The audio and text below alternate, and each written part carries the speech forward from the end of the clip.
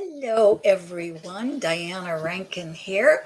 And hello, my friend from down under. She says, Happy Friday, Diana and Phillip, and has flowers for us, beautiful flowers.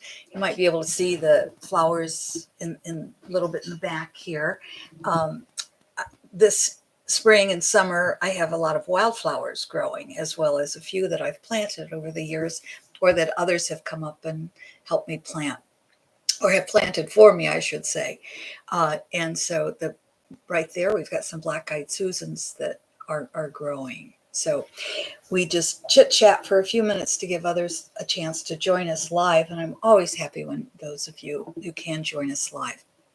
Hopefully this week our connection is not like last week. Last week storms were coming through, and in the rural areas of the US, and I live in a rural area, in the rural areas we do not have good internet connection. And so depending upon what weather is between here and the circuits or boxes or whatever they're called, all of the electronic wiring, uh, that was probably the worst I've ever seen it. But occasionally, I know we do have some problems. But last week was so bad, I just deleted it.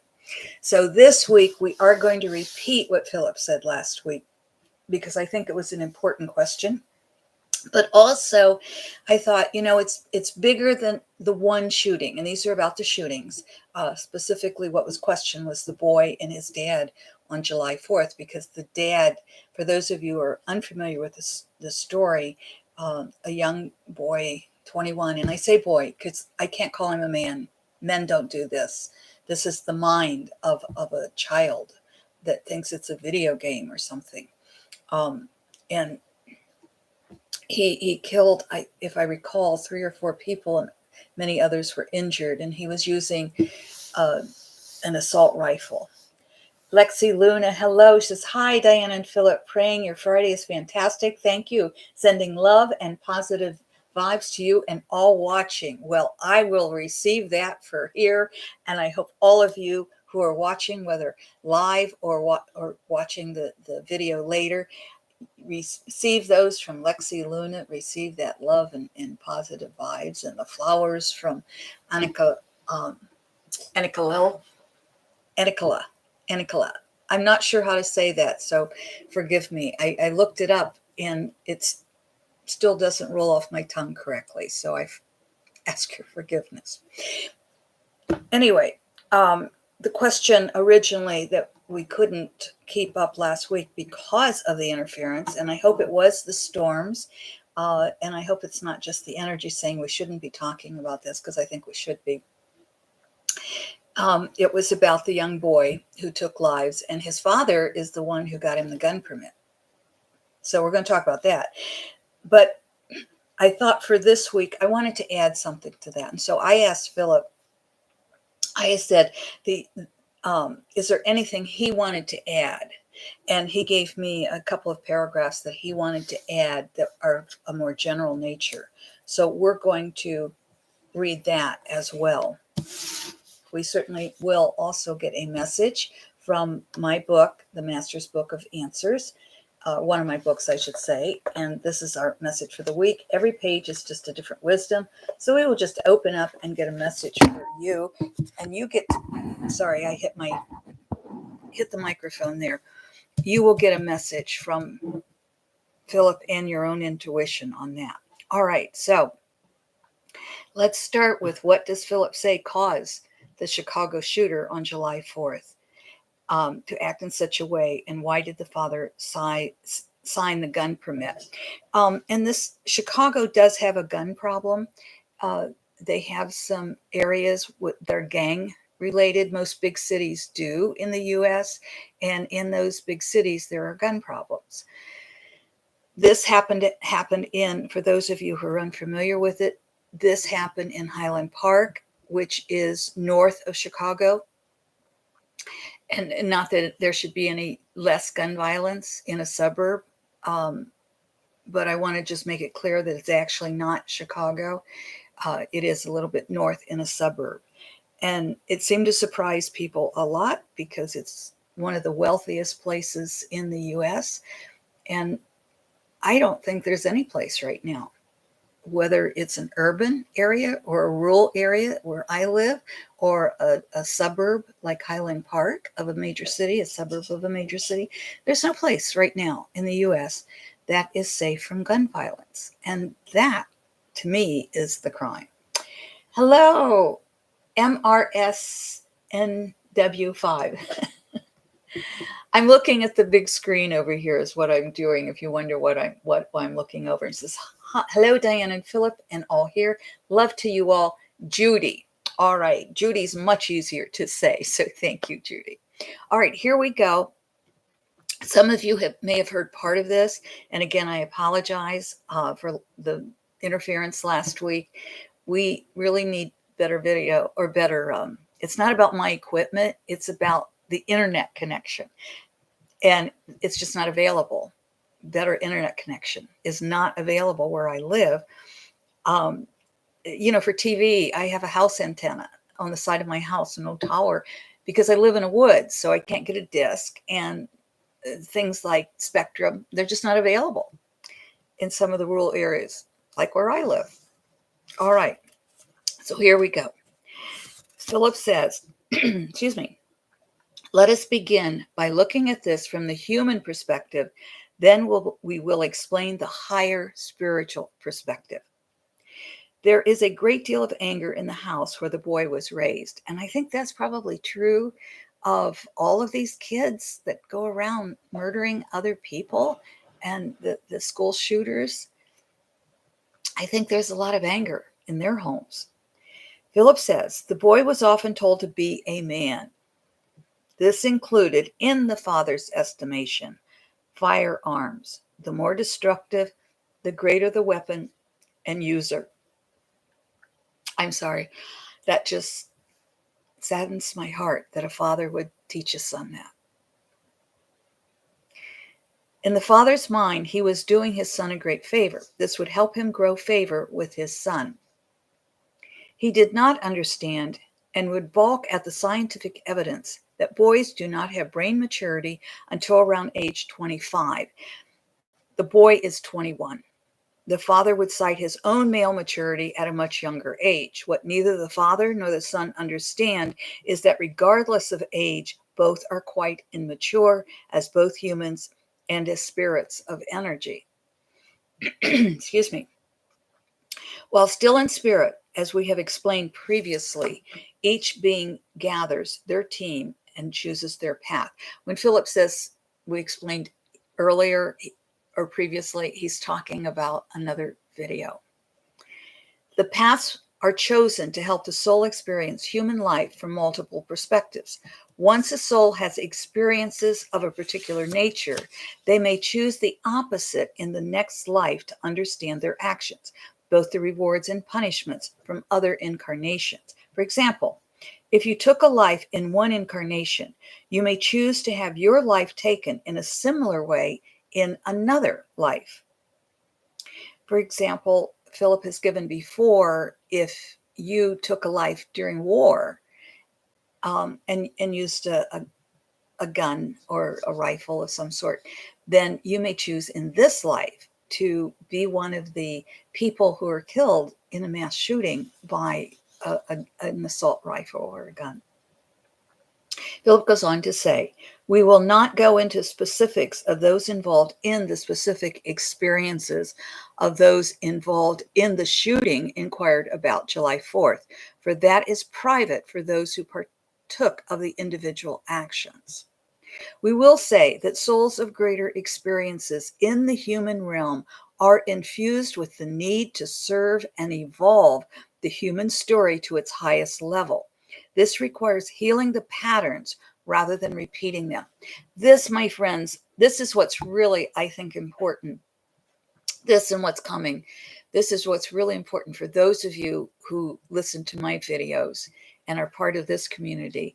This is what I think is really important. So I'm going to repeat from there on. We will say that souls of greater experiences in the human realm are infused with the need to serve and evolve the human story to its highest level. This requires healing the patterns rather than repeating them. Healing requires first recognizing the patterns of your life. You will then better understand the patterns of your ancestors. It must be understood that while still in spirit, you chose that which you are to heal, and you chose the circumstances that will allow the healing to take place. When Phillip says we chose the healing circumstances, he's talking the more broad brush. He's not talking specific incidences necessarily.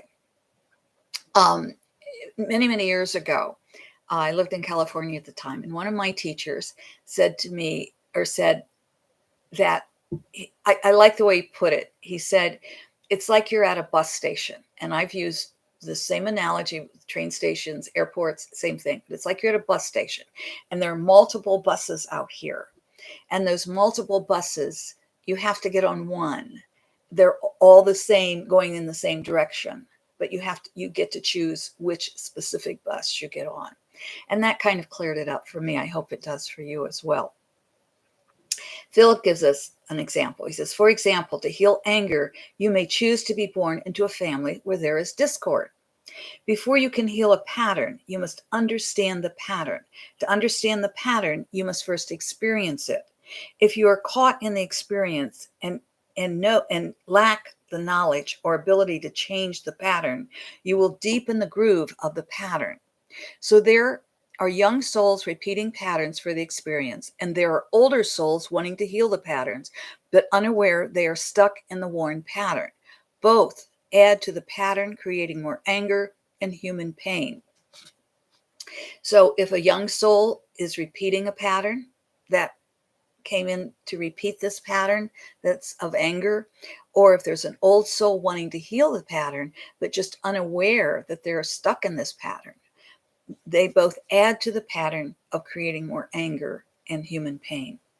Now, listen to this. All who hear this message are healers. So if you are hearing this message, my friend, you are a healer. Some are healers of the body, some the mind and emotions, and some of the heart, where it all comes together. It is the heart healers who have the strength, awareness, and knowledge to take on the ancestral healing. You will know who you are, for you will be called when the time is right. Do not rush, for there is no hurry. This is the most difficult path to undertake. I will tell you, I think I would even say most of my clients, and especially those who work with me in workshops, and work with me via Zoom or phone, over the long run or over many months or years, they are definitely heart healers, and working with, eventually, if not now, will be ancestral healers as well. Now, Phillip goes on to say, you will only be called if you agree to take on the ancestral healing. You will then take the first step, which, as we have said, is to recognize the patterns within your life. Once recognized and acknowledged, you will begin the healing one step at a time. Do not get so caught up in the results that you rush or skip steps. Doing so is dangerous to your psyche and will set you back rather than propel you forward. That's why it's good to work with a teacher or a counselor of some sort, whether it's me or someone else. I'm not saying you have to work with me. You're welcome to. Just give me a call. But I think it is good to work with somebody. All healing begins with self-responsibility. This is missing with the boy who took the lives of other humans and his father. Neither of them have a sense of self-responsibility. We urge you to look at yourself, to look at the truth of yourself. If you truly understand the truth of who you are, spirit energy of pure love having a human experience. If you understand this, that you are spirit energy of pure love, if you understand this, then you will see your glory. It is then you will find it unnecessary to even hurt or harm another. So, once we really get that we are spirit energy of pure love, we have no desire to hurt others. That just kind of goes away. The boy and his dad are unaware of their truth. Be not like them. Be instead the truth of who you are. Love. And then what Philip wanted to add to that is your inquiry was about one lad and his father. Let us give a broader picture to the situation of angry boys who are taking lives. Although this is primarily a U.S. problem, it has and will take place elsewhere as time wears on unless it is addressed in the U.S. This is true of any country where carnage is taking place. The origin country must clear the issues behind the violence or it will spread. As we have stated before, the issue in the U.S., as with other countries as well, is anger. Anger, which is fear-based, creates an atmosphere of mistrust and inappropriate trust. By inappropriate trust, we mean placing trust in an individual or institution undeserving of such trust. When one lives in fear, they will bond with those others who live in fear and anger. This provides a sense of belonging. It also gives a person a sense of being right and in control when another confirms their beliefs, regardless of whether the belief is correct or incorrect. Friends will be chosen and groups form by what one chooses to believe. Believe in fear and anger, and that is what you'll experience. Believe in peace and love, and that is what you'll experience. Believe in peace and love. That doesn't mean we won't see the anger. We will. We have to recognize it. And you've heard me say before also that if we never have pain, how do we learn about compassion? We just don't want to live there or get caught there. Well, let me say hello here. Judy says, I'm trying to heal patterns by learning about my past lives. Maybe Philip could address that in another show. Absolutely, Judy. I will tell you, when I work with clients, the only time I go into past lives, and I will have that as one of the questions that Philip asked, but I go into past lives if it's affecting this life. We have many, many lives, and we call them past lives, but we know they're all happening at the same time, that really are not a great influence on this life. But yes, but Judy, don't get stuck in past lives. Use those other lives to help you in this life and heal those patterns. That's what the ancestral healing is about. And, you know, you can start with your own ancestors. And remember, if you keep going back, we're all related. So you'll see the patterns pretty quickly. My ancestors are primarily the Lenape, which is Native American, Delaware, it's known as also, and Celtic, which is primarily Scottish and Irish. And so if I look at right there, if I look at the Scottish and the Irish and the Lenape, the first thing I see is betrayal. And I look at my own life, and that's exactly what I see is betrayal. But thank you for that question. We will look. Oh, Judy says, oh, I think he just answered that. You're welcome. All right. And Debbie says, hello, Diana, and everyone. Hello, Debbie. So glad you can join us live. Really appreciate it. If those of you who have asked me about spirit world, one of my books, The Found Child, does address that as a story. And you say, is this a fiction or is it not? We're going to get our message for this week. So as you know, we just flip through. There we go. I'm hearing right, but I'm also hearing left is important. So we're going to read both. But if you heard left, that's a message that you specifically want to pay attention to. If you heard right, our intuition's in sync. So here's the message from the right. That which you see wrong in another is that which is wrong within you. This is a message for all of us. That which you see wrong in another is that which is wrong within you. You know, this is really, it always surprises me and doesn't. This is really addressing exactly what we just talked about. That if we're able to really see the anger in another, that gives us the opportunity to address the anger within us.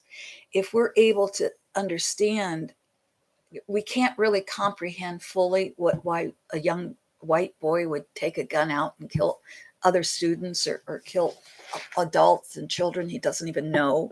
We can't really comprehend that. But what we can comprehend is there's anger there. And so let's look at the anger within us and heal that.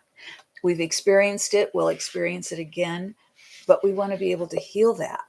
And so it's not about, in the US, we really have left and right. That's it, politically.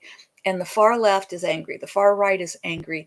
Most of us are probably in the middle and tired of the anger on both sides. And so this anger over here on the left isn't helping us as much any more than the anger on the right.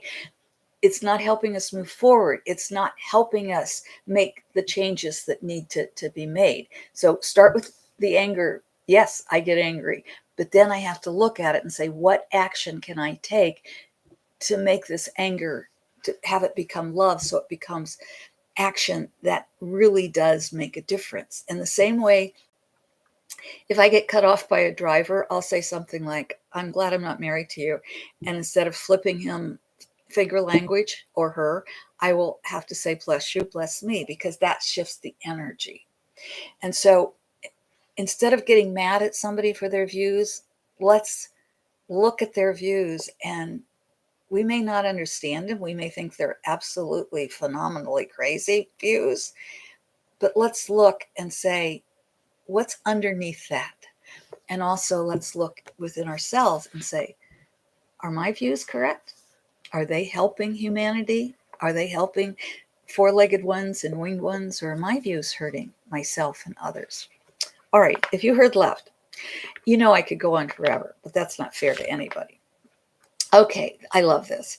A tree speaks to you of God through its blossoms, a bird through its songs, a man or woman through his or her creations. A tree speaks to you of God through its blossoms, a bird through its song, a man or woman through his or her creations. Hello, Holokai. Hello. Hope you guys are all doing amazing. I do too. I hope you are. And my friends, remember, believe in peace and love, and that is what you'll experience.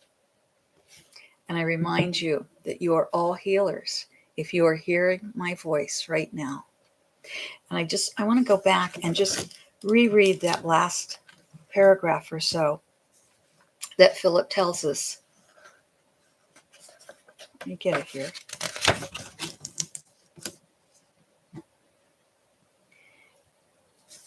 I want to read this part.